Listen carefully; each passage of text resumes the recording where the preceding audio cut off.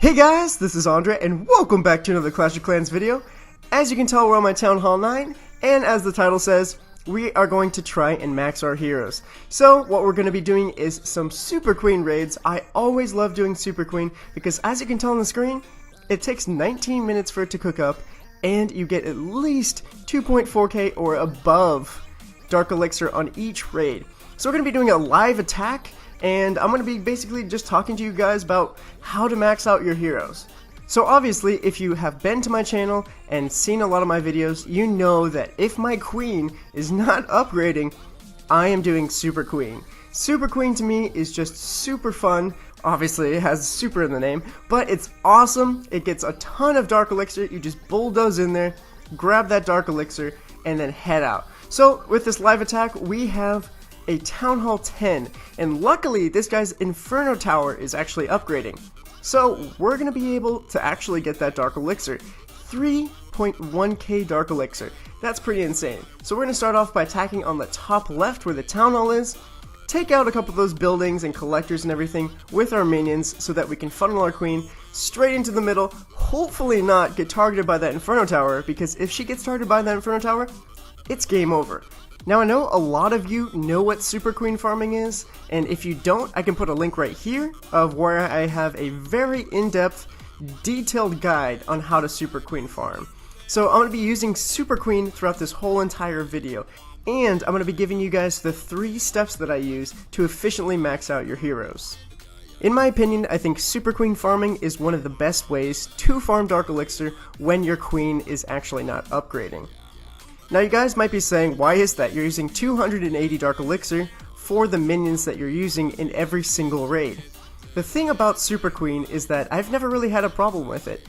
When you funnel correctly and you can get into the center of a base, it's very trustworthy. I've never really, quote unquote, failed in a Super Queen raid. So Super Queen is very trustworthy in the fact that you can get into the center of the base, bulldoze in there with your queen, jump over some walls, and take all of someone's Dark Elixir very easily, and continuously do that every 20 minutes. So that means every 20 minutes you can get about 2.4k or above Dark Elixir.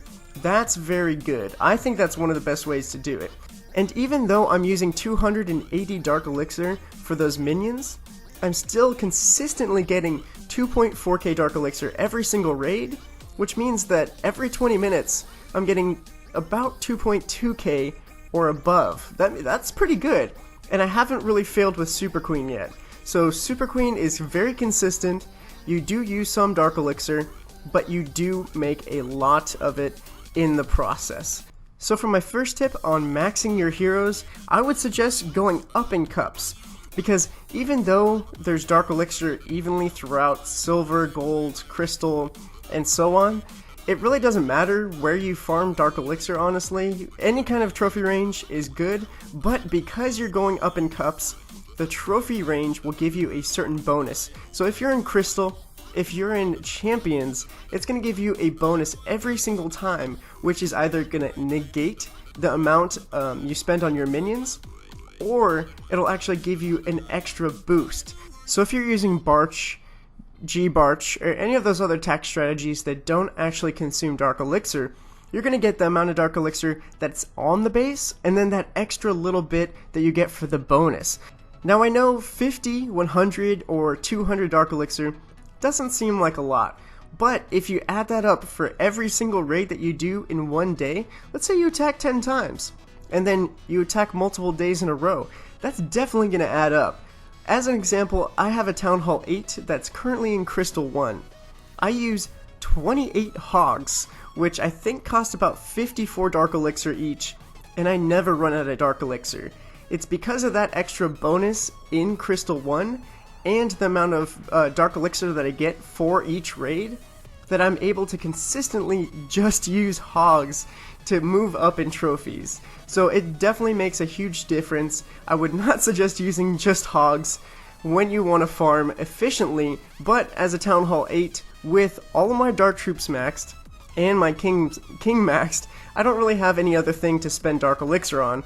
So I use it in excess so I make sure I don't get attacked as much for having a full storage of Dark Elixir. So I know I said earlier that Super Queen farming is very consistent, and even though you use minions, which cost Dark Elixir, it does get you a lot of Dark Elixir consistently, and in my opinion, it's very fun to use. Unfortunately, it does violate the second tip that I'm about to tell you, which is don't use Dark Elixir troops. So while using the Super Queen attack strategy, I am using 280 Dark Elixir. That means I have to find bases that will make up for the amount of Dark Elixir that I'm actually using for the attack strategy. If, however, you use something like GiBarch or any of the other attack strategies that don't require Dark Elixir, you'll be saving 280 Dark Elixir or however much you use every single time you raid. So that means if you're up in cups and you're still getting that loot bonus, or even if you're not, you're still going to be saving Dark Elixir. That means everything that you get from every single raid will be pure profit for Dark Elixir. So for my third and final tip on how to efficiently max your royals, I would suggest consistently upgrading at least one of your heroes. But that depends if you're a Town Hall 9 and a Town Hall 10. If you're a Town Hall 7 or a Town Hall 8, the other two will definitely help you out maxing your king to level 5 or level 10. However, if you're a Town Hall 9 or Town Hall 10 and you want to efficiently max your heroes up, like I want to get my queen to level 30 and my king to level 30 on my Town Hall 9.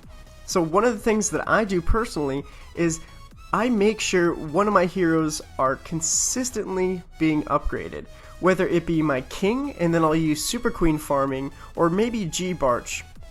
And then when my queen is down, I will definitely be using GiBarch, because GiBarch is also one of my favorite ways to farm Dark Elixir. I use GiBarch, which stands for Giants, Barbarians, and Archers, and sometimes I substitute the Archers for Wizards, because Wizards pack a huge punch and are very fun. As you can tell, Super Queen farming is very, very viable, and you get a ton of Dark Elixir. That last raid was about 4.4k Dark Elixir, which is just amazing. This raid is a pretty good example of why it's sometimes hard to get 100% of the Dark Elixir on a base. As you can tell, he has a lot of Dark Elixir in his pumps. Both of his pumps are completely full, but unfortunately I used all of my minions to help funnel in my queen on the right side, and I have nothing left to get the Dark Elixir on the left side. So Super Queen is without its faults, but it's definitely fun just charging into the center of the base and having 6 different point defenses, attacking your queen while you have 10 healers behind her, and she's just an unstoppable force that is directly aiming towards that Dark Elixir. So there's one thing that I always get comments on, and that's why I use 10 healers instead of 8 healers. So I have 2 reasons for this. Reason 1 for using 10 healers is because I consistently get more heals per second. As you saw, I had 7 point defenses and 2 splash damage defenses attacking my queen. This makes it so that my queen can be topped off throughout the whole entire fight, and I don't really have to worry about my queen dying from point defenses, Teslas popping up, or a whole bunch of wizards, or a dragon in the clan castle. Because those can cause a whole bunch of damage, and if they're in combination, sometimes it can be a real hassle for you. So I like having that extra heals per second and not having to worry about using a rage spell in the right place at the right time, so that I can have my healers heal a little bit faster for a couple of seconds, and I have a little bit more consistency with my healing. The second reason I like it is because, as you can tell, there's an archer tower that's shooting a couple of my healers down.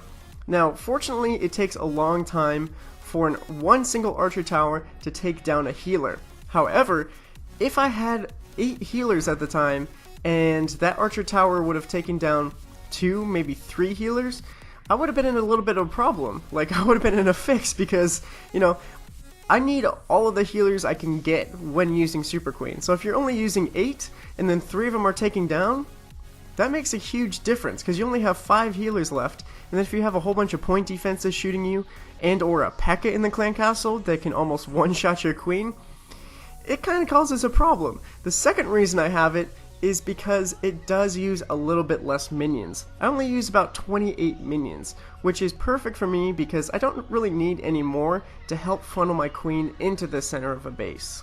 But to recap, the 3 tips I would use to efficiently max out my heroes would be to go up in cups so that the Trophy League bonus will get me extra loot, including Dark Elixir, which will help me upgrade my king and my queen quicker, faster, and more efficiently.